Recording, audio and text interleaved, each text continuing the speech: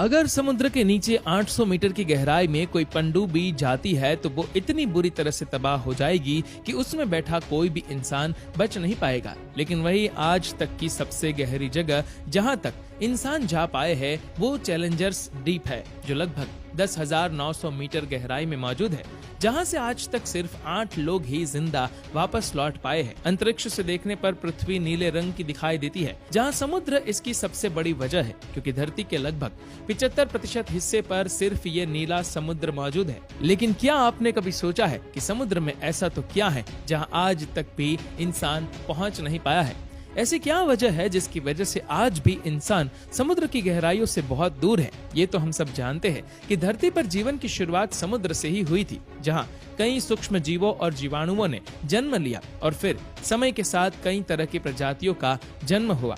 इसका मतलब है कि समुद्र धरती पर जीवन का एक सबसे बड़ा कारण है, जहां करोड़ों तरह की प्रजातियों का जन्म हुआ था। आज तक भी इंसान समुद्र का सिर्फ 5% हिस्सा ही खंगाल पाए हैं और लगभग समुद्र आज भी कई रहस्यों का कारण बना हुआ है। लेकिन वैज्ञानिकों द्वारा यहाँ कई रिसर्च की गई है, जिसकी वजह से इंसान एक हद तक समुद्र की गहराई में पहुँचने में कामयाब हो पाया है। प्रशांत महासागर के मारियाना ट्रेंच में मौजूद चैलेंजर्स द्वीप को पृथ्वी की सबसे गहरी ज्ञात जगह के रूप में जाना जाता है, जिसकी गहराई 10,900 मीटर से 11,000 मीटर है। ये वो जगह है जहां सूरज की रोशनी नहीं पहुंच पाती और चारों तरफ सिर्फ अंधेरा ही अंधेरा होता है। यहाँ तक कि चैलेंजर्स द्वीप में प्रेशर इतना ज्यादा होता है कि वहां तक पहुंचना जानलेवा साबित हो सकता है। लेकिन समुद्र की गहराई और वहां पर मौजूद जीवों का अंदाजा सिर्फ इस एक जगह से नहीं लगाया जा सकता, क्योंकि समुद्र आज भी कई सवाल अपने अंदर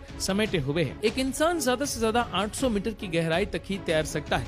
उससे आगे जाने पर उसे सांस लेने में परेशानी होने लगती है और समुद्र में 1 किलोमीटर की दूरी पर जाने पर तो इंसान को बहुत ही ताकतवर वाटर प्रेशर का सामना करना पड़ता है, जिसकी वजह से इंसान के फेफड़े तक फट सकते हैं। लेकिन समुद्री जीवों के लिए ये प्रेशर जानलेवा नहीं होता, इसीलिए समुद्र के अंदर 1 किलोमीटर के दायरे में करोड़ों जलीय जीव निवास करते हैं। एक पनडुब्बी समुद्र के अंदर 750 मीटर की गहराई तक ही तैर सकती है, लेकिन इससे ज्यादा गहराई में जाने पर ये पनडुब्बी भी बुरी तरह से तबाह हो सकती है। समुद्र में 800 मीटर की गहराई ये वो जगह है जहाँ सूरज की रोशनी धीरे धीरे कम होती जाती है, जहाँ बहुत सी अजीब जीव भी पाए जाते हैं। इतना ही नहीं, बल्कि समुद्र में 800 मीटर की गहराई पर ज्वालामुखी भी मौजूद है, जिनमें विस्फोट भी होते हैं। और इसी तरह समुद्र में 11,000 तक की गहराई में जाने पर इंसान कुछ भी देख नहीं पाएगा। और यही वो जगह है जो चैलेंजर डीप के नाम से जानी जाती है, जो इतना गहरा है कि अगर दुनिया की सबसे ऊंची चोटी माउंट एवरेस्ट को भी इसके अंदर उल्टा करके लटका दिया जाए तो इसकी चोटी भी चैलेंजर डीप को छू नहीं पाएगी। लेकिन वैज्ञानिकों ने कुछ ऐसी रोबोट मशीनें बना ली है जो इस चैलेंजर डीप तक पहुंचने में सक्षम हो पाई है, ताकि समुद्र में दबे कई सवालों का पता लगाया जा सके। लेकिन चैलेंजर डीप के बाद समुद्र की गहराई में क्या है, ये आज भी विज्ञान के लिए रहस्य बना हुआ है। अगर आपको लगता है कि समुद्र की इतनी गहराई में विभिन्न प्रकार के जीव जंतु निवास करते हैं, तो आप बिल्कुल गलत है। असल में समुद्र की गहराई में पानी ही पानी मौजूद है, लेकिन ये पानी समुद्र से नहीं आता है। पृथ्वी की शुरुआत से भी पहले जहां जीने लायक वातावरण तैयार हुआ और मौसमी चक्र की शुरुआत हुई, जिसकी वजह से धरती पर हजारों साल तक बरसात होती रही। आसमान से बरसते इस पानी को धरती ने अपनी गहराई में सोख लिया, जहां कुछ पानी नदियां और कुछ झरनों में बदल गया और समुद्र में जाकर मिल गया।